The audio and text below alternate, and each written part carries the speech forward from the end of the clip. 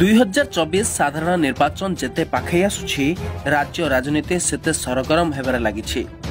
सेहिबळी विभिन्न राजनैतिक दलगुड़िक विभिन्न जगार निजर शक्ति प्रदर्शन करिबारे लागि पड़िछन्ति।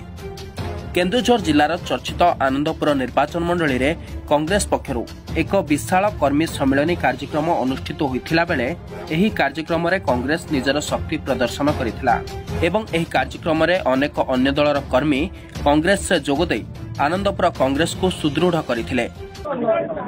प्रार्थीपत्र दाखल पूर्व कांग्रेस प्रार्थी भाव लड़िया पूर्व मोर जो समग्र निर्वाचन मंडल जो प्रस्तुति चली से प्रस्तुति आज पहुंची 3 नंबर जोन ने 3 नंबर जोन बेलवाड़ी बाइलो पंचकुली हरिणापाल एवं जलसुआ को नहीं 5 पंचायत को नहीं ये कार्यक्रम आज अनुष्ठित होती 2 वर्ष है प्राय क्रमागत बुलूची मानसिक स्तर में लोक मैंने निष्पत्ति ने साधारण लोक निष्पत्ति ने बीजेडी बीजेपी सरकार विरुद्ध रे जनमत एवं आनंदपुर निर्वाचन मंडली जनसाधारण गोटे निष्पत्ति पहुंचती एठी विधायक प्रार्थी भाव में मु जो 3 थर निर्वाचन में पराजित होती से निश्चित भाव में कांग्रेस को विजयी करेंगे एवं सांसद प्रार्थी जी हम से विजयी हम आनंदपुर निर्वाचन मंडली केन्दुझर जिलार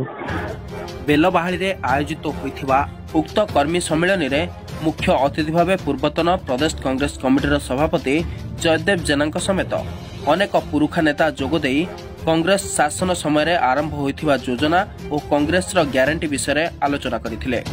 2024 साधारण निर्वाचन रे आनंदपुर विधानसभा क्षेत्र और केन्दुझर लोकसभा क्षेत्र में कांग्रेस विजय सुनिश्चित बोली जयदेव दृढ़ोक्ति प्रकाश करथिले। सेहीपरि जसवंत लागुरी मध्य एही कार्यक्रम रे जोगदे कांग्रेस को विजय करिबा पई आह्वान देथिले। एथिरे सिने कलाकार सुमन जोगदे शेषरे कांग्रेस कर्मी मानकु उत्साहित करथिले। ब्यूरो रिपोर्ट ओडिशा खबर।